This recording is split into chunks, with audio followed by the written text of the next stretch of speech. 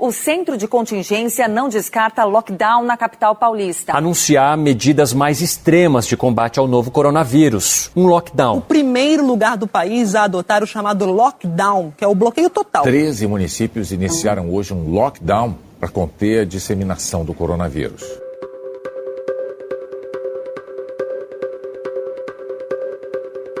Fechar ou não fechar?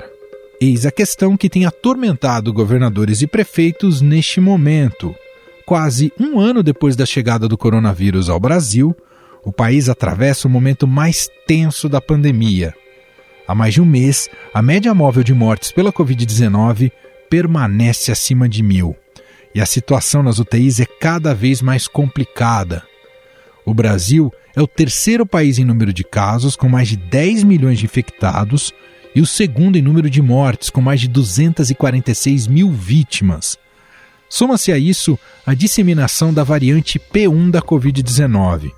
A mutação, que foi encontrada primeiro em Manaus e tem maior poder de contágio, já se espalhou por outras localidades. Em meio a isso, algumas cidades e estados vêm adotando medidas mais restritivas para tentar conter o colapso no sistema de saúde. É o caso de Araraquara, no interior de São Paulo. O município, com quase 240 mil habitantes, decretou um lockdown total de 60 horas para tentar frear os casos de contágio na cidade, que dobraram neste mês. Até agora já foram 51 mortes, ante 24 no mês de janeiro.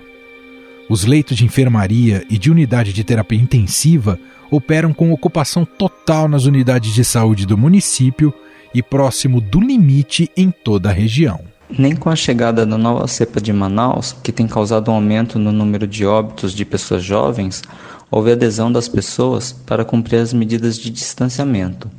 E uma das justificativas que as pessoas colocam é que no horário de pico de transporte público não tem aumento de ônibus para evitar aglomerações. Então, se tiver que pegar, vai pegar no transporte. Este é Tadeu Toshiba, morador de Araraquara que trabalha como autônomo. No domingo, perto do meio-dia, com os mercados já fechando, a movimentação maior era nas farmácias. O pessoal estava aproveitando os últimos minutos para acabar de fazer suas compras. E logo depois a prefeitura já começou a fazer blitz nas ruas, e acredito que isso acabou inibindo as pessoas de continuarem andando por aí. E uma vez que é só atividade essencial, se eu precisar ir num médico, precisar ir a alguma farmácia, eu posso passar na fiscalização e dizer que eu estou indo para estes lugares e não vai ter problema nenhum. Acredito que fazendo as coisas como as regras são, a gente vai conseguir superar tudo isso. Então eu vejo que é importante o lockdown agora, porém não sei se só 60 horas vão bastar. Se não diminuir essa quantidade, a gente vai ter que continuar em lockdown. É difícil, porque no momento que a gente não tem dinheiro para fazer as coisas, a gente tem que se agarrar na fé e torcer por dias melhores, porque se a gente não se cuida, não tem essa responsabilidade, vamos acabar transmitindo para outras pessoas, e não é isso que a gente quer.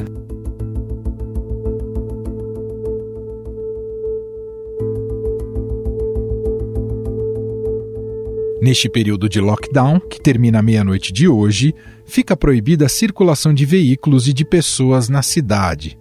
Será permitido sair de casa apenas para aquisição de medicamentos, obtenção de atendimento ou socorro médico para pessoas ou animais, atendimento de urgências ou necessidades inadiáveis ou prestação de serviços permitidos pelo decreto.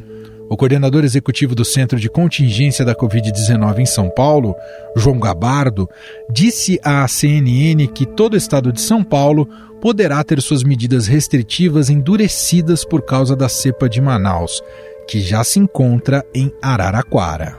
Isso vai fazer com que, provavelmente, o Plano de São Paulo vai levar o Centro de Contingência a formalizar algumas recomendações um pouco diferentes daquelas que já estão sendo feitas em São Paulo. Nesta segunda-feira, o estado de São Paulo atingiu seu maior número de internações desde o início da pandemia. Em julho de 2020, houve pico de 6.250 pessoas internadas. Agora, o número é de 6.410 pacientes internados em UTI. Na Bahia, o governador Rui Costa ampliou o toque de recolher no estado das 8 da noite às 5 horas da manhã. O estado já atingiu mais de 80% de ocupação de leitos de UTI. O objetivo, portanto, é evitar a convivência em bares, bebidas, carro de som, enfim, aquelas aglomerações na madrugada. O atendimento presencial em bares e restaurantes será interrompido às 6 da tarde. O transporte metropolitano vai funcionar até às 8h30 da noite. João Pessoa, na Paraíba, também adotou o toque de recolher, vigente das 10 da noite às 5 da manhã. Aqui, o prefeito Cícero Lucena. Conversamos com o setor hoteleiro e de bares e restaurantes, estabelecemos o protocolo de fechar às 10 horas, vamos aumentar mais ainda a exigência para que venda bebida só até às 20 horas.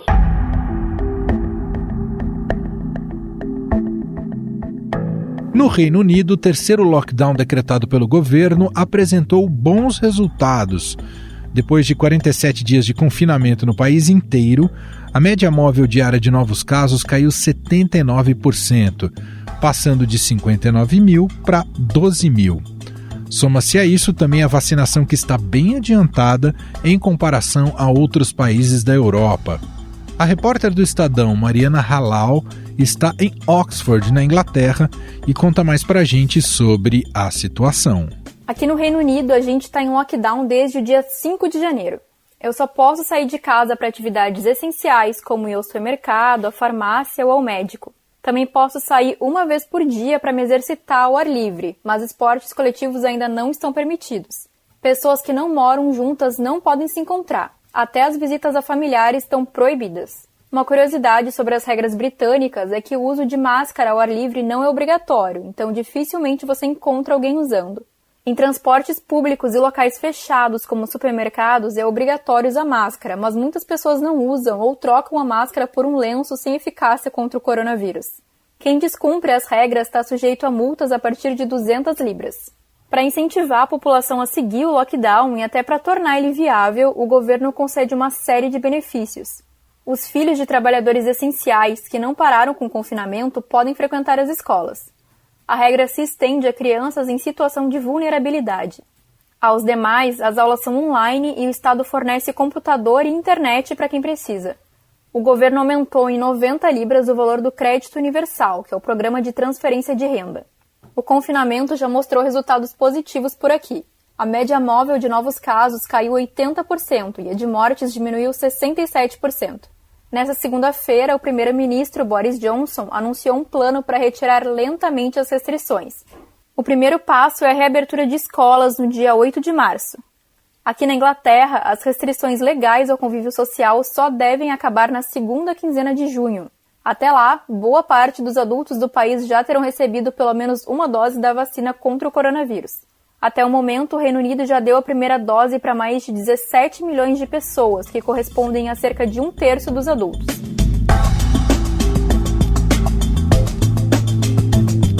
Em Portugal, com o lockdown, a média semanal de contaminação caiu 50% em relação ao período antes do decreto. Por essa razão, o governo deve manter a medida até o início de março. Mas por que no Brasil não conseguimos fazer o lockdown mais restritivo? Medidas como o toque de recolher têm a mesma eficácia? Para falar sobre esse assunto, convidamos a microbiologista Natália Pasternak, que é diretora-presidente do Instituto Questão de Ciência.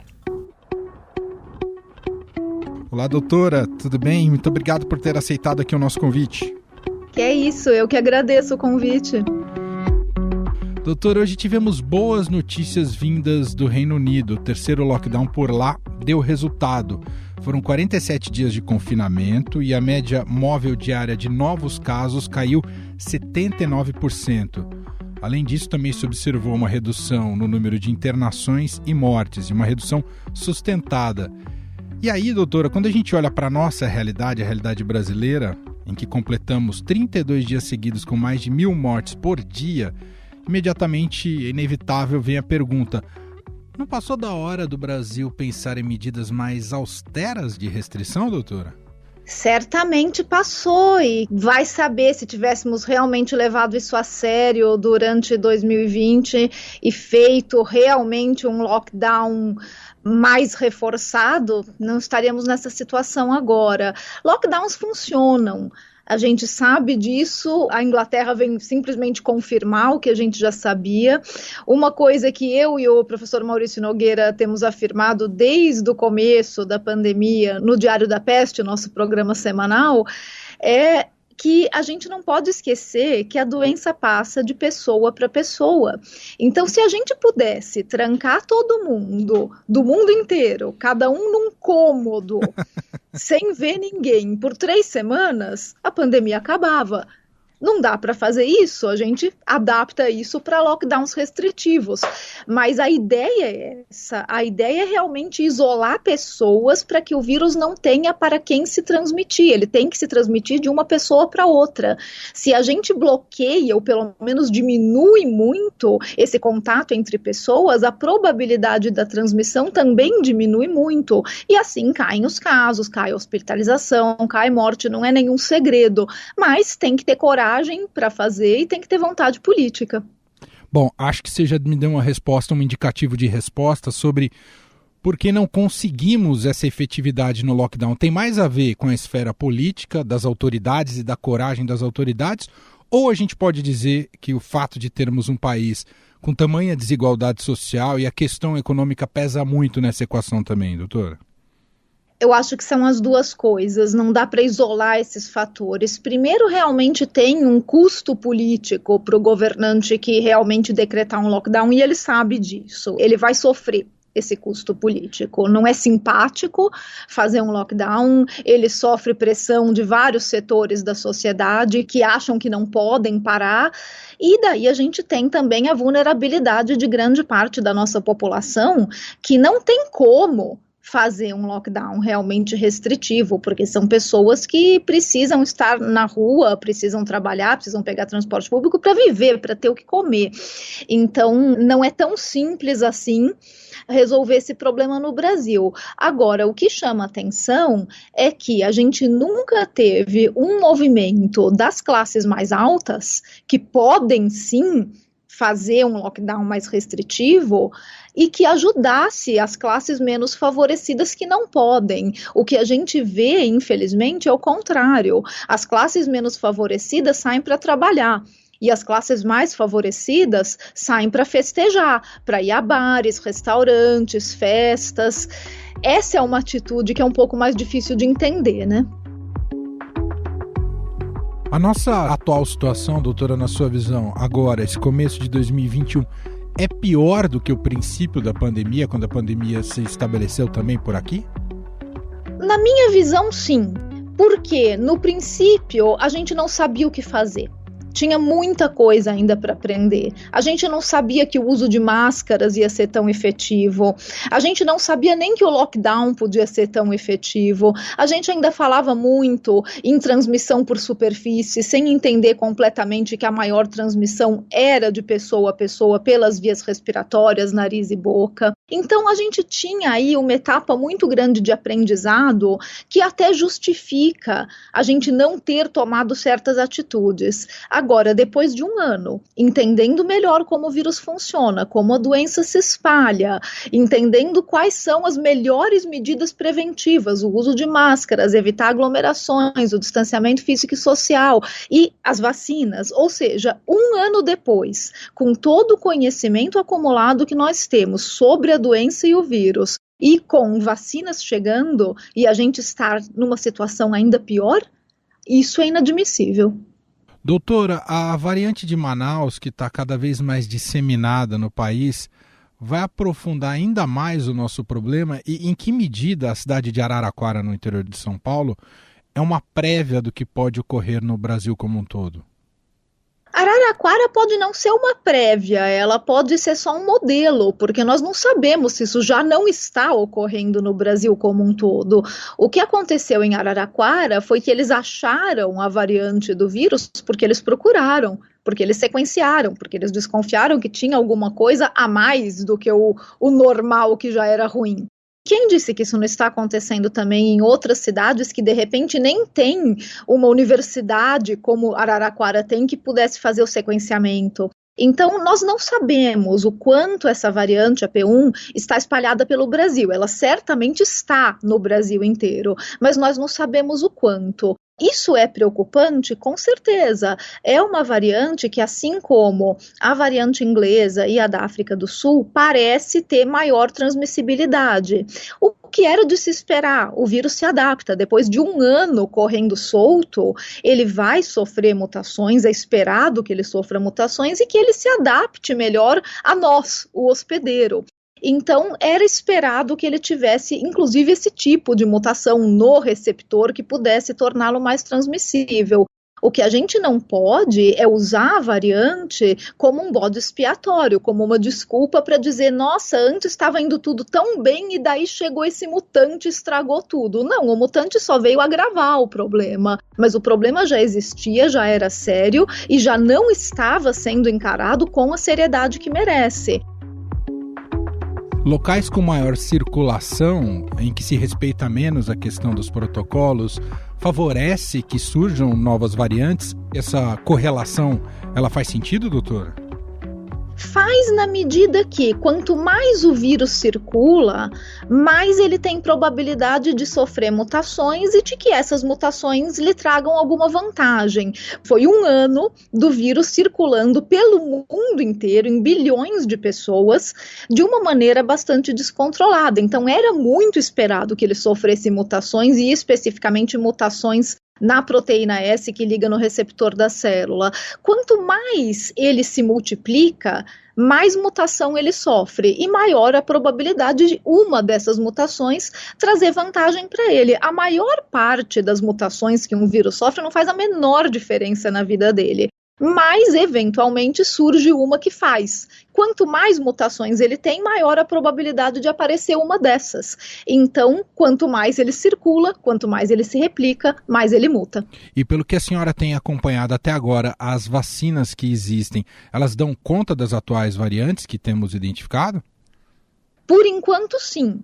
E esse é o momento, então, da gente vacinar rapidamente, para aproveitar que essas vacinas ainda estão dando conta das diversas variantes, mesmo que elas apresentem uma perda de eficácia. Alguns ensaios mostraram uma perda de neutralização, de anticorpos neutralizantes, mas não uma perda tão grande que justifique não usar a vacina, que diga, não vai servir para nada. Elas ainda funcionam, elas têm uma perda, mas estão funcionando. Então, agora é o momento de realmente aproveitar essas vacinas, vacinar rapidamente, antes que a gente dê chance de aparecer aí uma variante que as vacinas não cubram, e daí a gente teria que adaptar as vacinas existentes.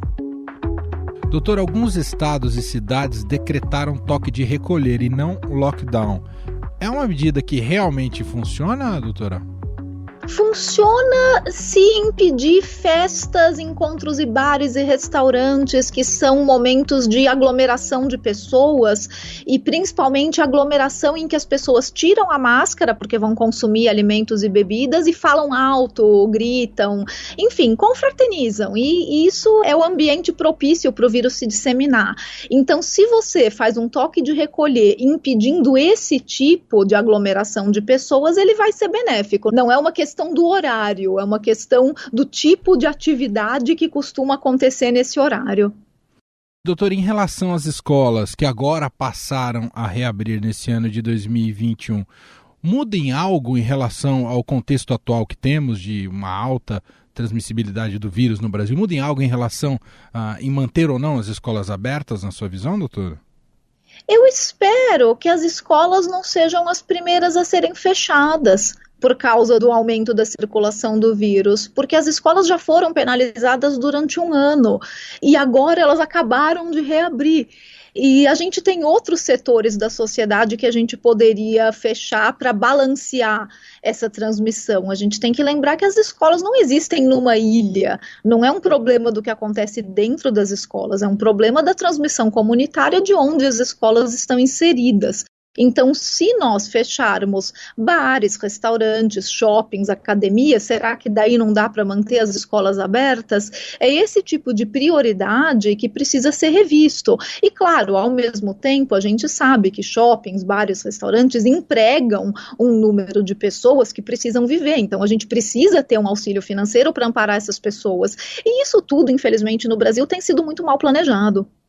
Doutora, para a gente concluir, eu fiz uma entrevista com a senhora no final do ano de 2020, perguntei se um dia a pandemia vai acabar. Eu olho para esse início de 2021 e me dá uma sensação que não vai ter fim. Eu queria te fazer essa pergunta de novo, essa pandemia vai acabar, doutora? Vai, nenhuma pandemia dura para sempre, mas o tempo que ela demora para acabar vai depender muito da nossa capacidade de combater essa pandemia como gente grande, coisa que não está acontecendo no Brasil. Veja Israel, por exemplo, que já está vacinando grande parte da sua população. A pandemia lá vai acabar antes da nossa. Estados Unidos, que a gente tanto criticou por eles não terem um sistema público de saúde e não terem nem metade da nossa capacidade de organizar um programa de imunização, como a gente organiza pelo PNI, pelo SUS todo ano. Mas Estados Unidos já estão vacinando muito mais do que a gente. Então, a gente precisa realmente começar a encarar essa pandemia com a seriedade que ela exige para que ela acabe, porque senão ela acaba, mas ela acaba depois do que dos outros países. Muito bem. Nós ouvimos a microbiologista e diretora-presidente do Instituto Questão de Ciência, Natália Pasternak. Doutora, mais uma vez, muito obrigado aqui pela atenção com a nossa reportagem. Um abraço. Eu que agradeço. Um abraço para vocês.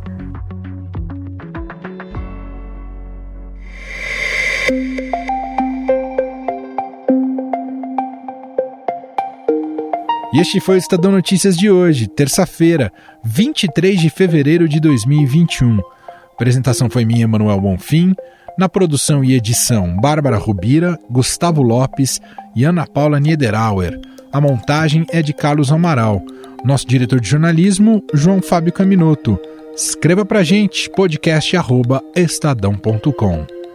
Um abraço para você e até mais. Estadão Notícias.